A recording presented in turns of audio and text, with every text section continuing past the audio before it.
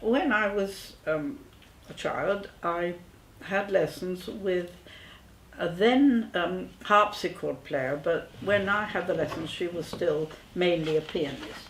I used to go to their place for Christmas, always, every Christmas. And one of their daughters, Sarah, she and I used to be absolutely terrified all through lunch, because sometime after 3 we were made to play, you see. And she and I was more terrified than anybody. I wasn't ever a very good pianist, but just to have to learn something and play, oh God, it was dreadful.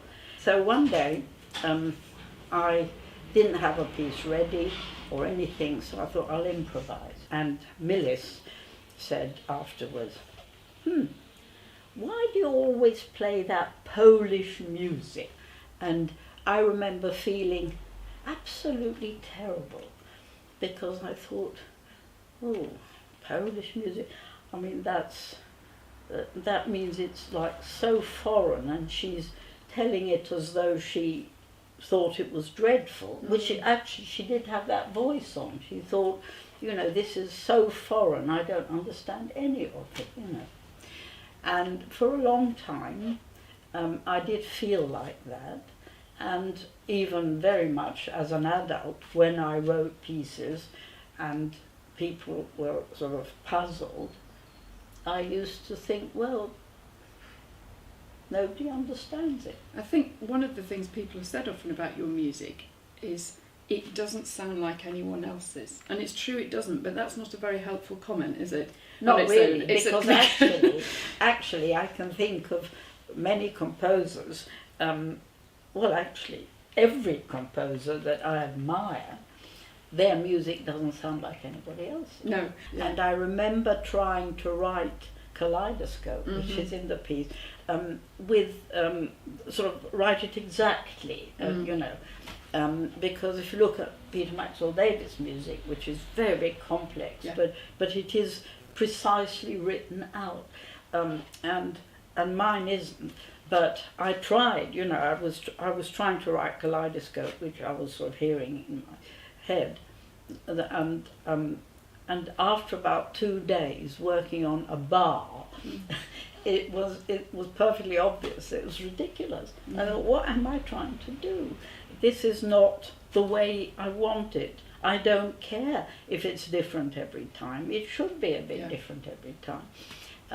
So that's when I found this wonderful freedom of writing it differently. Yeah, and it's a nice way to play once you've understood what it is you want. From a performance point of view, it's a much nicer way to play. I think you've very much helped us into the world as well through telling us about the literature, the poetry that's inspired you as well. One of the first things you gave to me, I think, when we first met was the book of short stories by Isaac Singer, which I absolutely loved. And the world he lived in, I think, is quite similar to yours, that little sort of tiny, esoteric the world he lived I in, really understood the world he lived in originally. I mean, when he went to America, he slightly changed his world the way I have here. Yeah.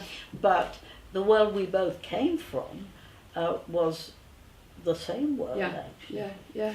And it was a world full of belief, if you like, almost superstition and magic. Yeah. But the magic wasn't just, silly ghosts and whatever. It was the magic of the fact that feelings are more than anything else. And that, everything in fact was magic, the world around us. And that's what's so wonderful about his work. And of course he won the Nobel Prize for Literature, even though he wrote in Yiddish, which nobody spoke.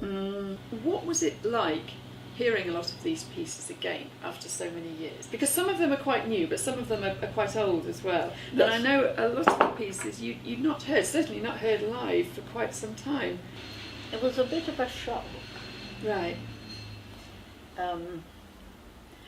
In a way, a very nice shock.